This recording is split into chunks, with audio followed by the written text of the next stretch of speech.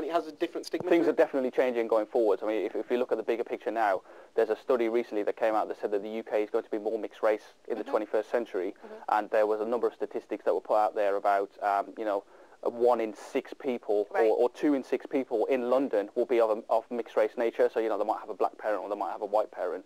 So where does that leave us in terms of ethnicity? Where do we go going forward? So in 20 years' time, who will be classed as an ethnic minority? When we were putting the show together, we contacted the Birmingham Racial Monitoring Unit to be part of our panel. And they decided that they didn't want to come if we were going to be discussing the incident in Lozells. How do you guys feel about that incident that took place? What do you think was at the heart of it? Misinformation. I think that's crux to the whole issue, was misinformation and... On both parts? The speed, yeah, and the speed in which misinformation got about. And I think that caused the biggest difficulty. I don't think it was necessarily on both parts if you look at it as a whole picture. I think it initially just started with the one group with a little bit of misinformation, then the other group with a lot of misinformation. So I think that the information asymmetry between the two was quite horrendous, and I think the claim at the end to find out that the thing that initially started it with the incident with the young girl was actually not a true incident. Right. You know, kind of. It's a fabricated story. Yeah, it's a fabricated story, and I think that the DJ who actually promoted the message on his pirate station, you know, came out and spoke about it and said, you know what, sorry, and I hold my hands up. Sure. You had a point you wanted to make, right? Yeah, I wanted to talk about, earlier we was talking about mixing with different societies and we should learn more from them. But growing up in a British family, British Asian family, we had different norms than basically white people. We were learned to come home on time, make the roti, make the jar, help the parents, help the kids, everything like that. Whereas white people weren't doing that. They were out and about, going out, clubbing and everything, which we weren't allowed to do. So hanging around with Asians, we related more to them, which we felt comfortable hanging around with them.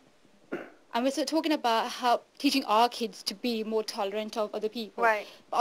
Knowing me, I wouldn't want my kids to drink, smoke, or go out with boyfriends or other people like that. Sure. Whereas white people would do that. I think the unfortunate thing is that we might actually go that way, because as we are becoming more integrated into British society, we're actually becoming more secular at the same time. So now that I have a mixture of Eastern values, Sikh values, and also being a British person, when my children are born, I will teach them the ways of life in a different way to perhaps my parents taught me, because they were from India. So I think the sad fact is that we might actually be heading that way. I think with regards to your point about us sticking to what we feel comfortable to, I think there needs, with regards to, say, the future generation, say, when we have children, there needs to be a balance between integration and your own values at home. Like, children shouldn't have to live a dual life, which I'm assuming some of us probably have to, where you have to act a certain way at home and you act a certain way outside. Children shouldn't have to do that. The balance is actually integral, and that's where I believe the education part comes in, especially within us. Definitely, I agree. Because we are actually, if you think about it, we are responsible for the next generation. Yeah. But the whole dual identity thing, I mean, that's Asians across the board in any country, any Western country. I mean, you find that in America. You come home, you put on your shalwar kameez, you go outside and you do whatever you want to do, you know. And bringing that all together, I think it's going to take at least a couple more generations before we kind of integrate into just one identity. I think the nice summary I always say to people when they talk about integration and cohesion, and so, don't force us to love you, give us some time. Do you know what I mean? That's the way I look at getting integrated within societies. Don't force the issue. I just have to ask you about going back to Lozells for 1 second. You said that it was based on a fabricated story.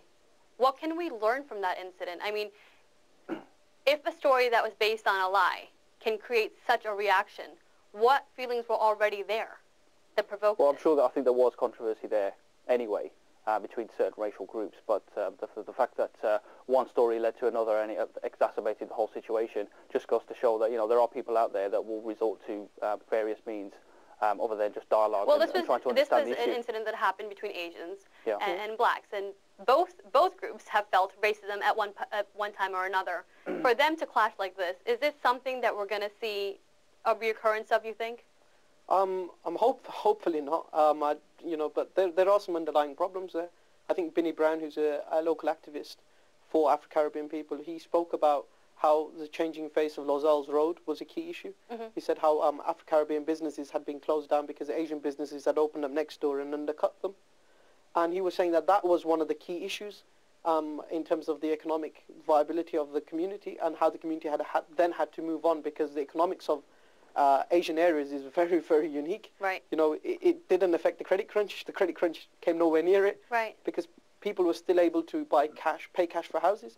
Now, when that becomes a key issue, it's looking at that underlying problem and saying, well, will that resurface again? And I think that in the large of it, it probably won't, because there has been a big exodus of, Afro-Caribbean members of the community from that area.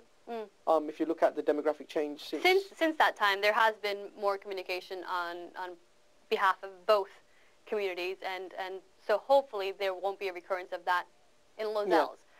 Will that occur in a community where that incident hasn't already happened, but that hatred, that kind of underlying jealousy that we were talking about? Okay, the Asians haven't been hit with the credit crunch, and you're living in a community where everybody around you has been, but you're still driving your flash car, you still own your own business, you still have loads of jewelry on. Is that provoking that kind of lynch mob mentality? I think every recession has some element of that within it. And I think that we have to understand that when people lose their jobs, their basic needs become very important again. And you have to be able to access those basic needs now. If government is failing them, then they are going to be looking for alternative means. And I think that it's backed up by statistics. If you look at the last recession and you look at the level of crime during that recession, obviously it rose. So you're going to be looking at more of these kind of tendencies to come out during this period. Let's just hope that the recession doesn't last as long as they're saying it will. I'm going to open this up to both of you and to anybody else that wants to get in here. What can we learn from the stuff that's already happened? Racist incidents that have already happened, including Lozelle's, including the Bradford riots. What can we learn, and what can we do to ensure that it doesn't happen again? Silence. I think what we can learn, and what I've definitely learned, and what my peers have definitely learned, is that when we do experience forms of racism, we need to report it. We need to go through the appropriate means and the appropriate channels of reporting it. And when we ourselves are racist, we need to understand and learn very quickly that we need to put our hands up sometimes and say, yes, we were racist. And, we need to learn more and understand more. And it's about that truth and the whole element of honesty within ourselves. And I think that that's the way forward for me. So the bottom line is to check our own attitudes first. See what kind of attitudes we harbor in our own hearts. It's such a massively complex issue. Sure. I think what we need to do is just be more understanding of other people, other faiths, other cultures, and not to be too judgmental when something happens or something is happening within another community that we don't understand, for example. In this debate, we haven't even been able to identify what real racism actually is. So it's not something that has a quick fix solution. It's not something that... the question was asked earlier on what is racism.